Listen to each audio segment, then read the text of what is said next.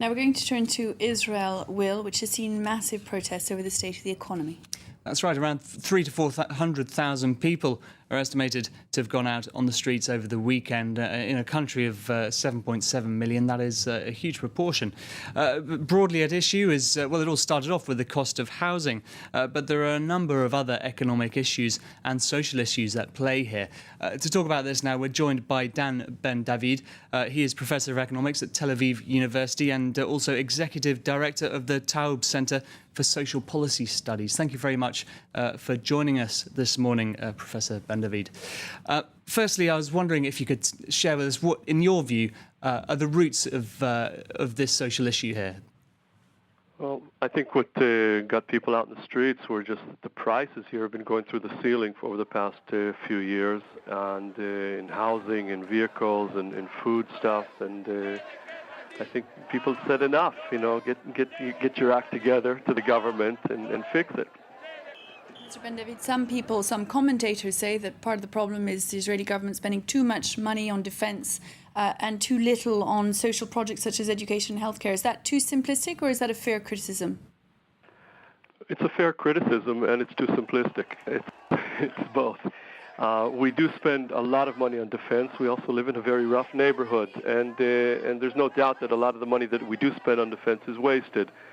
But having said that, we also misspent a lot of the money that we spend in other areas. For example, on education. We have, on the one hand, some of the best universities in the world. On the other hand, when you look at our primary and secondary school education, money doesn't seem to be the problem. It's just what are the kids studying, why are they studying what they study, and who are the people who teach them. That has less to do with money in general, but rather more how it's financed or how it's spent and how it's handled. And that seems to be across the board in other areas as well. There are areas like transportation infrastructure that we've neglected over the decades. And the result is that while Israel has only half of the vehicles per capita of the OECD, we have almost 3 times the congestion on the roads. OK, so Benjamin Netanyahu, the Prime Minister, of course, has set up a committee to look into this, and they report at the end of the month. What options do you think are available to them? It depends on how they view their mandate, or maybe the mandate that was given to them was very narrow. But if they go by the mandate that was given to them, then they have very few options because they have to satisfy quite a few coalition partners.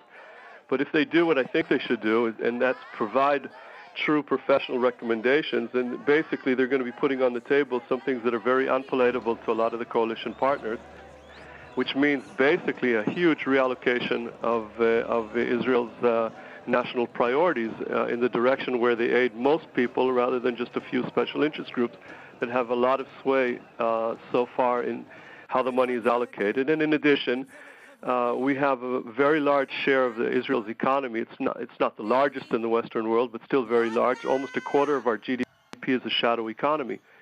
And it's grown faster over the past decade than most Western countries. It's something that we need to tackle head on. It's going to be very unpopular, but we don't want to reach the place that Greece and Italy and a few other countries are already at. We need to try to act a little bit more responsibly and get our act together in these areas.